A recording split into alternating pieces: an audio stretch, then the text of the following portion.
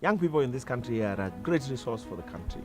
And unfortunately, we have not realized the power that we have within ourselves to make good use of that power to improve ourselves, to improve our welfare, to improve our country.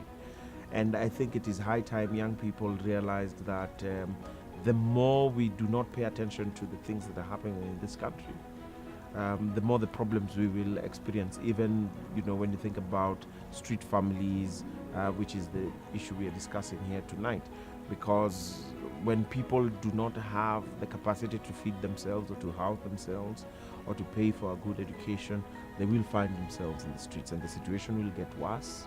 Picture this, an 18-year-old young lady somewhere in rural Kenya wants to come to Nairobi to make it big. Nairobi is a city of promise.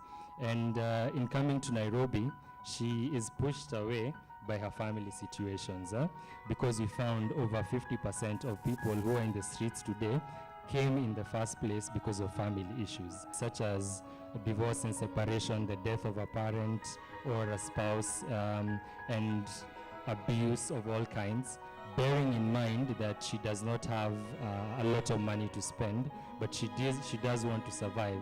So she settles in a slum somewhere, trying to look for a job, and she can't find one. The reason being, we found that over 70% of the street families in the CBD today have only class 8 education and below. There are not many people who care. And I've interacted with Brian when we have met, when he was assisting people in the slums. And I have also listened to him, and I've always been amazed. I've always been amazed to see Brian at work, and amazed to listen to Brian, his vision. Our vision is to edify and provide economic and educational opportunities to people who are underprivileged worldwide. That one vision answers 6 questions: who, what, where, why, when, and how we're going to achieve that. The journey to this curriculum has been an interesting one. It's been 2 years I remember the Saturday, November afternoon, when we went to the Central Park to have a fun day for families and being able to quiz them or sit down with them, take profiles with them, and then analyze these profiles and connect dots and see where actually is the problem, where what are the root causes that we have been able to witness and see, and what dots can we connect to be able to know the way forward. There's so much that is happening in the streets that I didn't even know. You just wake up in the morning, you do your own thing, you assume that everyone is having what you're having. Sometimes you're having your own problems, you're thinking, okay, this is the end of it. Now this is the worst problem ever. But the minute I step out there and hear stories, I'm like, oh, okay, people are going through stuff. I remember we used to changa, you come and we changa for unga or cupcakes and maziwa, and it was really amazing because you look in your pocket and you only have fear, but you can tell someone else to help you out because for them they have no one else, and you just have to give it out. And that was my first experience with 5/8, and I never looked back. The first time I came to Nakumatt Lifestyle, I expected to find a crowd of like 10 kids, and the usual thing of giving snacks out and then they go. But I came and found families. I came and found fathers. I came and found mothers with their children. And then I also found, I think I came on a day when they actually didn't have food to give. It was a unique day. And I remember Brian telling me that today what we're going to do is we're going to pray. We're going to share some, like there's a book that we normally use, Mizizi, with them and then pray for them. And I was like, these guys are actually here and they're captivated to listen, even when they know that at the end of it all, they're not going to get the food. And I think that was a unique experience for me. He was at home, he was sick, he had just had surgery on his knee, and he was in bed for about, I think, a couple of weeks. And he was reading through the Bible, and he landed on Isaiah 58, the book of Isaiah chapter 58, which talks about true fasting. Now, true fasting is not staying without food the whole day or for the full 24 hours. True fasting is about helping guys in need, guys who really need help. And Brian felt, I need to take initiative. Like the true leader he is, he felt he needs to take initiative and do something about it. So he had a library service, which Harrison or Mungo will be talking about later, and they'd collect money. So he'd buy books, and then he'd let them out to people to read at a fee. Very entrepreneurial. And so he got a bit of money, and it saved up to 1,000 bob. So this is the interesting part. Marvin Winans was coming to town. So Brian first thought, you need to love your neighbor as you love yourself. So he chose to love himself first, and then for the Marvin Winans gig. But really when he was coming back, he felt like, I need to do something else for society. So still in 2009, from his book, letting service, let's call it his renting service, he got 100 bob as profit. He decided to start a project, and he named it Project Small Love. This was an amazing project. He was like, I have 100 bob. There's these guys who are suffering in Kayole, and I need to feed them. I need to start somewhere. So he went and bought mukimo, bought 5 packets, fed 15 people with those 5 packets. I was like, this is amazing. This guy has a passion for these street kids. I want to work with him. In a slum, there are many options of surviving, and begging is one of them, and so in the CBD. So the woman comes to the streets one night with her baby, and she begs for 1 day, 2 days, 3 days. She's able to make her money, but then she found out, she finds other people who came to the streets just like her, crushed hopes, broken dreams, just like her. And the way they survive through these trying times is through simple drugs. So it's put in a small cloth, and then it's always on their nose to be able to help them stay high. What that helps them to do is keep stress away, hunger away, and cold away. So if you don't have clothes, it will help you. If you don't have food, it will help you. And if you have stress, it will help you. Drugs is a huge option, and you will be surprised if a certain category of drugs, if you were to count 4 different drugs, women actually are higher in abusing certain ones than men, including cigarettes. Yeah. So we found that these women survive in the streets through such methods of suppression. And what then happens with that is that you become sexually loose. And then you get another baby, your second baby, and your third, and your fourth. And that's how we found that an average of every woman, women are double the number of men here in the CBD in terms of street families, but half the men are underage, little children, and we have found that every woman has an average of 4 children to take care of, without a job, without an income. But there's a positive side to all this. We have seen that many of the women, many of the people in the streets have tried to come out of the streets through businesses. So we found in our research that 60% of the guys in the streets have tried to get out of the streets through businesses. So you will find this is a person coming to you in traffic on Huru Highway at night, trying to sell you bananas. But then 2-3 weeks down the line, you found that the business is not sustainable because one of her babies got sick and she has to spend all the money on treating this one child. So what next? What happens? What's the solution? Is there hope? What's the way forward? And that is the question we have been asking for the last 2 years. And finally, we have an answer.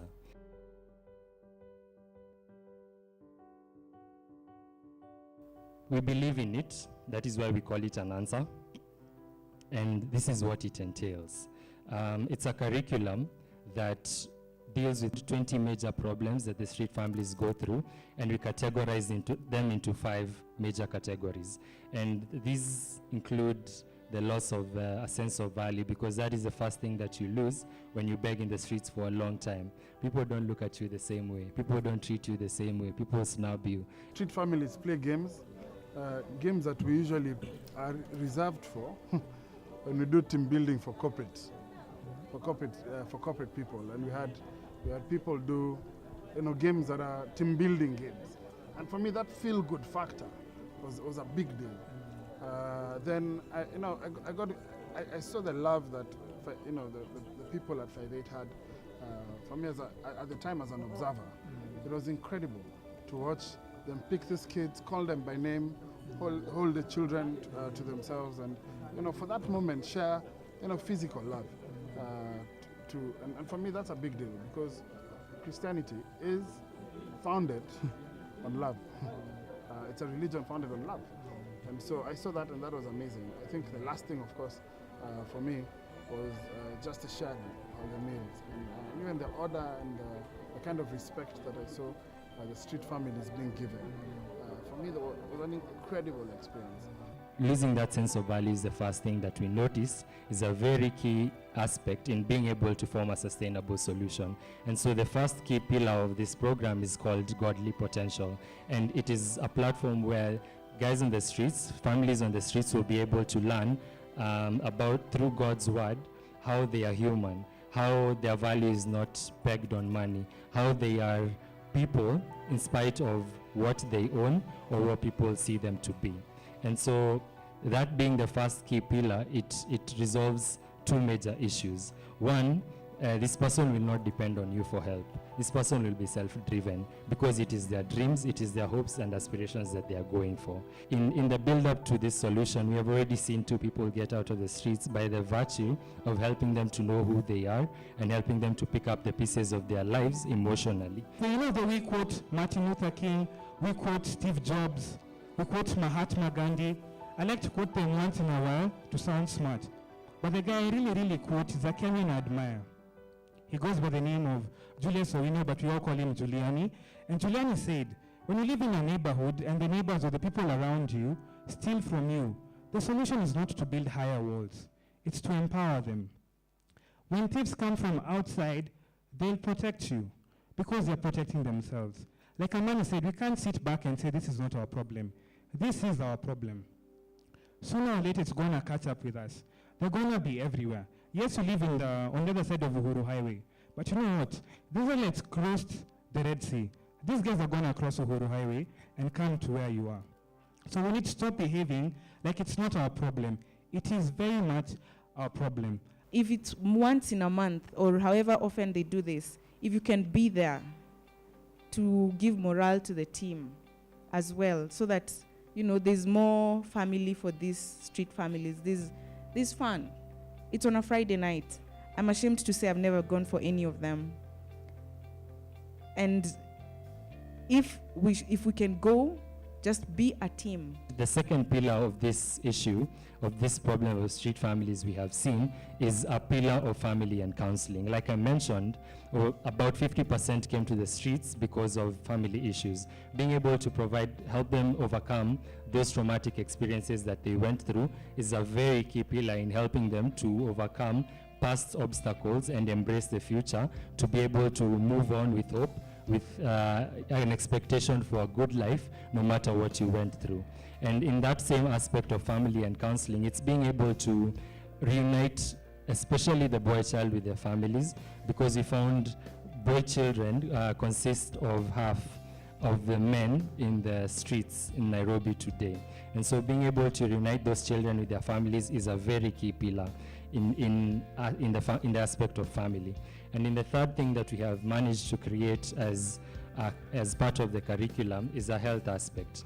We have found that many of the people on the streets spend a lot of their money on preventable diseases, and mostly respiratory. And so it's being able to help the people on the streets to understand common diseases and how to prevent them, learn basic lessons in nutrition and health.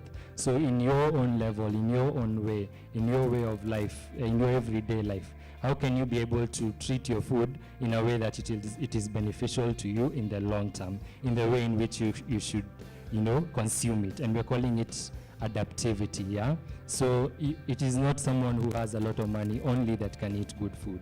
Even someone who is of a low level can be able to, with knowledge, adapt to their feeding habits, their feeding systems, and therefore they become healthy and they become productive, and they spend less on preventable diseases, and that lifts their standards of living. And the final aspect that we have looked at this aspect of businesses, it is first of all very encouraging that many of the people of the streets have tried to come out through businesses.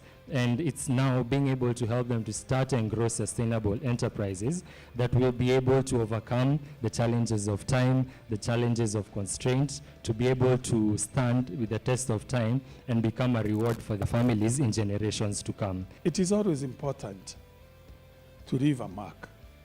When I renamed Nairobi the Green City in the Sun, it was with the help of young people like you who came here, planted trees, helped me to do what we could, and we are always, every time I see these young men and women, I remember those very supportive friends. The book of Matthew, chapter 5, verse 14 to 16 says, "You are the light of the world. A city on a hill cannot be hidden. Neither do people light a lamp and put it under a bowl.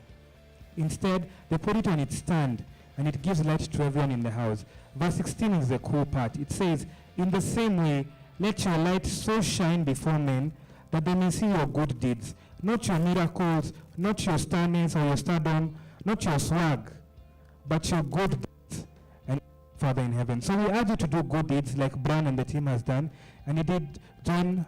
Well, praise will go to our Father in heaven by your good deeds. What I have learned from 5/8 is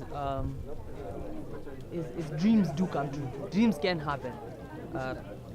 Seeing from what has happened today, this is someone's dream, and he's taken it and he's persisted. It's something he's seen, and he's persisted with it. Sorry, and yeah. So dreams do happen, and they can happen. As we launch this curriculum, we have come into a new phase of being able to prepare to roll it out, and that has taken the change of a face, the change of who we are, not really to something new, but to the very beginning of where this started back in the year 2007. And so for that, you have known us as the 58 movement as an acronym, and legally the government has known us as Love Light 58. But today, we transform into an identity that will be able to help us cross borders and do whatever it is that we want to do with this curriculum. And hence the new logo that we have and the new name that we go by, Love Light. And our tagline is now help people to be able to cross borders and to build the capacity that we need to be able to implement this great curriculum. Thank you very much, ladies and gentlemen.